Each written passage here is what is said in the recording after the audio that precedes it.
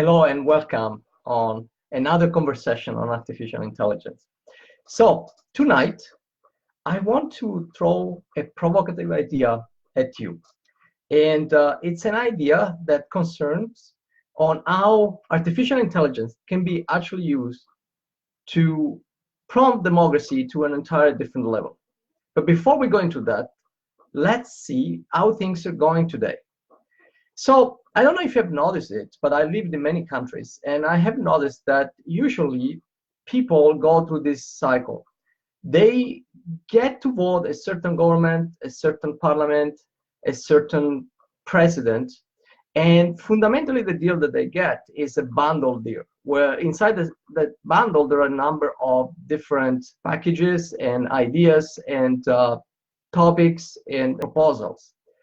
But as the months go by and even the years go by, they find themselves typically to disagree on one or more relevant issues. And so that's basically happening in all kinds of democracies.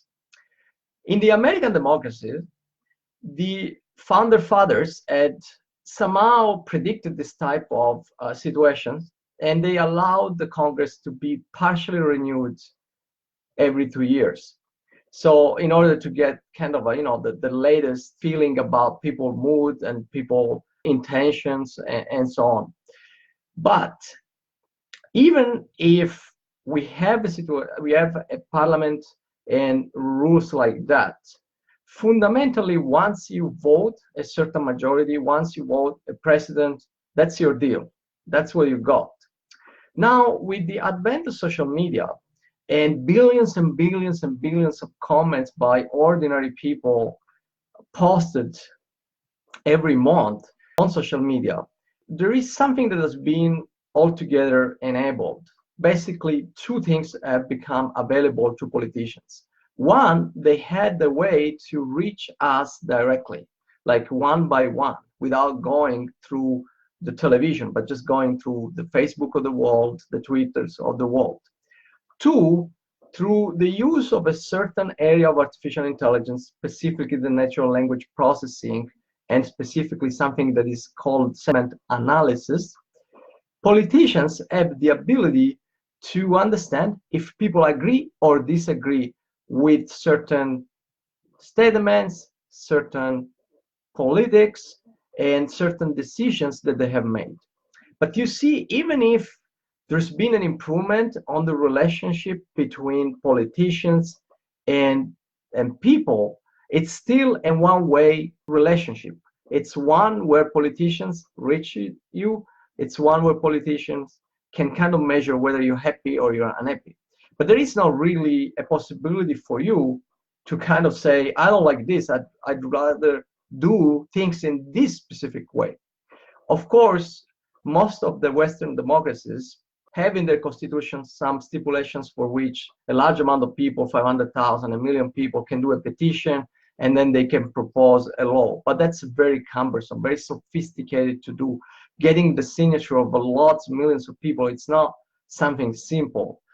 So here is my provocative idea. What if, with the new generation and wave of artificial intelligence technologies in the realm of language processing, what if it was possible to summarize the mindset of millions and millions of people?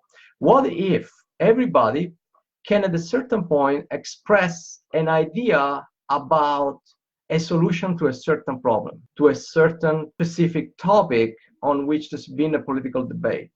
What if, for example, we let 1 week or 2 weeks in which people can express their opinions and their ideas? And then we let machine learning basically sorting through all these billions of messages and basically create a summary of the top 10 proposals. So that could work in two different ways.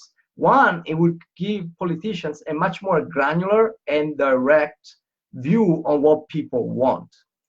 Two, it could be used as a step number one for people then to vote on those 10 different major summaries or major course of actions that millions and millions of people have suggested as individuals.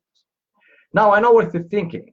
The machine could highly bias or misinterpret what people want. Definitely, that's a possibility. But think about it.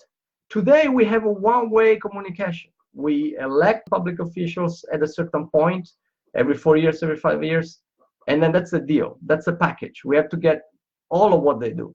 And we cannot go back and propose really with, convenience and easy and, just from the mobile phone or from our computers in the secrecy of our home. We cannot propose a countermeasure. We cannot be listened, basically. We can only say, I'm disappointed, I disagree, I'm not happy, but I cannot say I want things done this way. Even if the artificial intelligence might introduce some kind of slight, bias here and there, this would be, in my view, a tremendous way to give more power to people.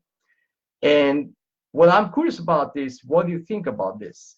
Is this that you perceive as an enhancement of democracy, or perhaps a risk of great confusion? Is this something that would work for any topic of interest in our society, or rather it would work only for specific, very technical issues?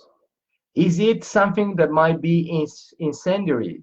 So, for example, when you go in topics of human rights, various types of human rights, or progress, etc., there are usually very extreme positions, and typically quite a bit of these rights usually concern minorities. So do you think that instead something like this could, in a way, reduce the rights of minorities or reduce the voice of minorities, because larger amount of the population believes, for example, that things have to go in a different direction? So I would be very curious to know what your opinions are.